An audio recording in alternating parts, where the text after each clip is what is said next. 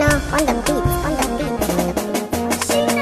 Wayoni duniya mai haƙuri zai sha zuma daɗi. Abinda zan faɗi ku yi haƙuri dole ce ta sanya hariya.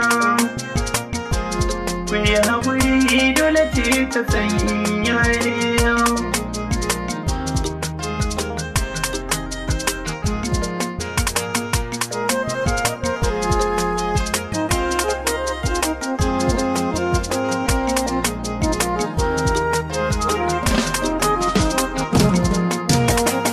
Halin da duka muke mai haƙuri banda tsangwamar juna, mu dan musalaha kan ai gyara a san hakin kowa.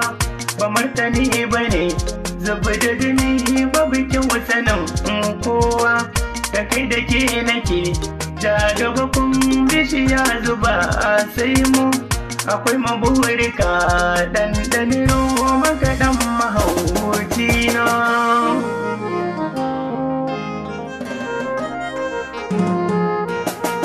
Ba martani ba ne kan zama gyara a kan sani na ba. Jaki da dokuna yanzu fa kowa da bindiga har ni. Kuda da lafiya gyara maka muka ko kana kwana. Wallahi mun sani bai zama dan muku yau hakan san ba. Dan da duniya ba mazaunar mu ce ta ƙarshe ba. Mi haƙuri dole ce ta sanya ni.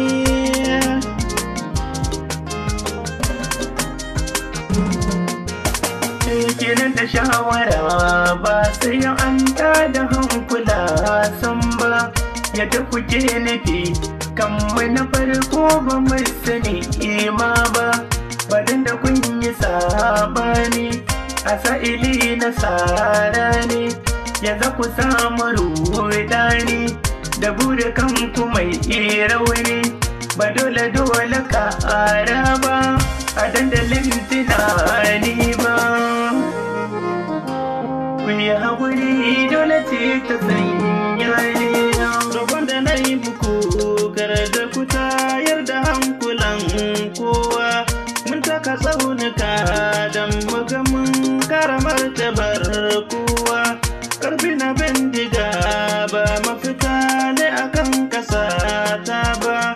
Wane kuke nufi ne da ƙasa ta ba za na mora ba.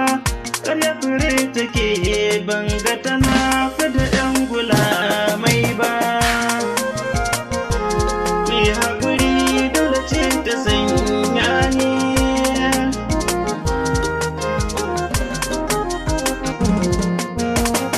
Mai ba mai yawai da gobe shi fata ɗaya ba zai zo gobe ba. Roƙon Ubangiji na ya kai sai mun san ba zai ki karraba ba. Mai raina ɗan adam ban ga makomarsa ta yi kyau san ba. Kwace da bindiga bai zama sai